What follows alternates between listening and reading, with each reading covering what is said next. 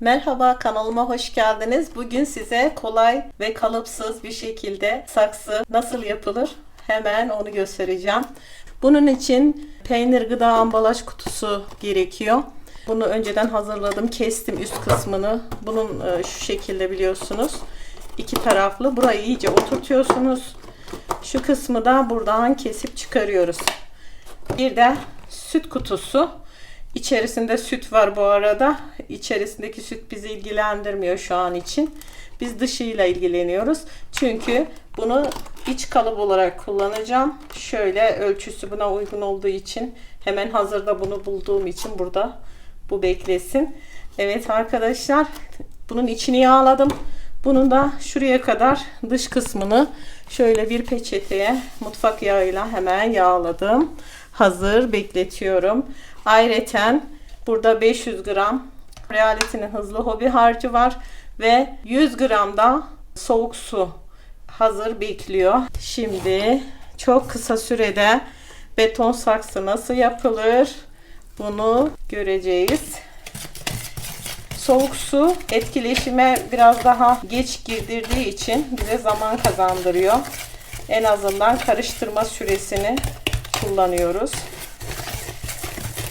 İyice karıştırdığımızdan emin olalım. Diplerinde kuru yer kalmasın. O çok önemli. Evet. Ve hemen döküyorum kalıbımı. Şöyle yarıya kadar dökeceğim. Taşmasını istemiyorum. Dibini de sıyıralım. Yetmezse tekrar ekleme yapabiliriz arkadaşlar. Şimdi bunu ortalayarak şöyle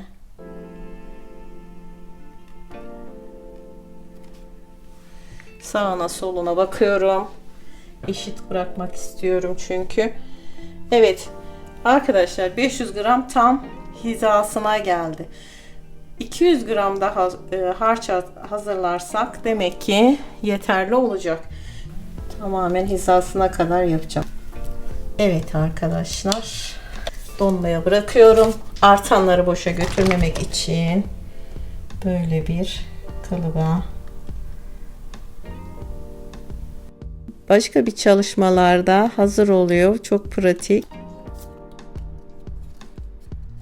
Yaklaşık 20-30 dakika sonra betonumuz tamamen kurudu.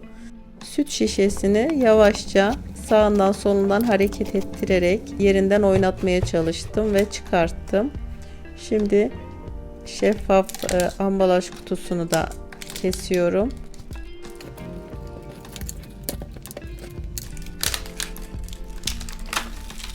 Evet, görüyorsunuz, gayet güzel, başarılı.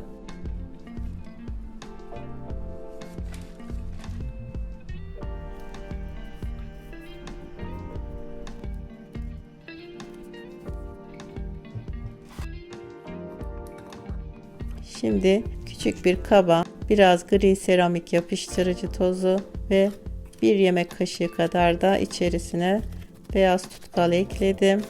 Bundan bıçakla sürecek kıvamda bir harç hazırlıyorum. Daha önceden hazırlamış olduğum, görüyorsunuz, kalıplar var. Artan harçlardan hazırlıyorum ve böyle saksılara ayaklar yapıyorum. Bunlar çikolata kalıpları arkadaşlar. Pasta malzemesi satılan yerlerden temin edebilirsiniz.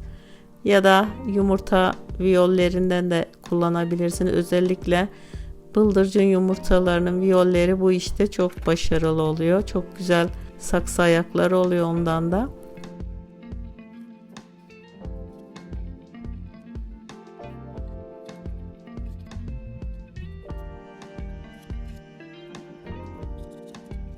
Hazırlamış olduğum harçları güzelce kenarlarına sürüyorum. Evet, bu saksıları boyamak yerine bu şekilde ağız kısımlarına harç sürerekten farklı bir çalışma uygulayacağım. Doğal kalmasını istiyorum. Betonun doğal dokusunda olmasını istiyorum. Ne yapacağımı merak ediyorsunuzdur. Hemen göreceksiniz. Şöyle pütürlü pütürlü yaptım. Bunu, diğerini de düz yaptım. Bakalım hangisinde daha güzel duracak. Onu bakacağım. Ona göre diğerine de onu yapacağım. Evet, burada renkli kumlar var. Dere kumları, göl kumları. Daha önceden toplamıştım. Şöyle yatay yatay saksının ağzına yerleştiriyorum. Boyamak yerine bu şekilde renklendirmeyi düşündüm. Hem doku oluşturacağım hem de renk versin, doğallık versin. Doğayla özleştiği için kaktüs sukulentlere çok yakışıyor bu doğallıklar. Hiç renk katmadan bu şekilde çok seviyorum. Evet, görüyorsunuz. Arkadaşlar, bu saksı kalıpları dikdörtgen oldukları için çok az yer kaplıyor. Özellikle pencere önlerine çok yakıştığını düşünüyorum. Yer sıkıntısı çeken arkadaşlar için de özellikle kare, dikdörtgen saksılar çok kullanışlı oluyor. Çok tavsiye ederim.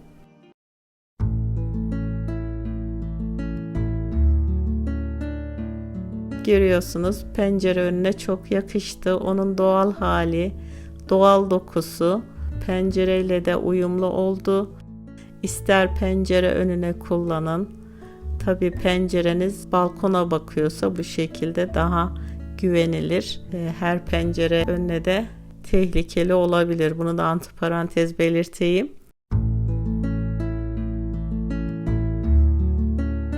İsterseniz böyle bir balkon masasına da oldukça şık yakışıyor. Görüyorsunuz. Sizce de yakışmamış mı? Şunlardaki güzelliğe bir bakın arkadaşlar. İçlerinde ne kadar tatlı duruyorlar. Evet arkadaşlar, yapımı oldukça kolay, kalıptan da oldukça muntazam çıkan ve pratik saksılar edindik. Saksınızı kendiniz yapabilirsiniz. Bunlardan birçok saksılar yapabilirsiniz. Bu tarz videoların gelmesi ve kanalımın gelişip büyümesi adına abone değilseniz abone olmayı, beğeni ve yorumlarla da bana destek olmayı unutmayın diyorum. Bir sonraki videoda görüşmek üzere. Sağlıkla kalın, hoşça kalın.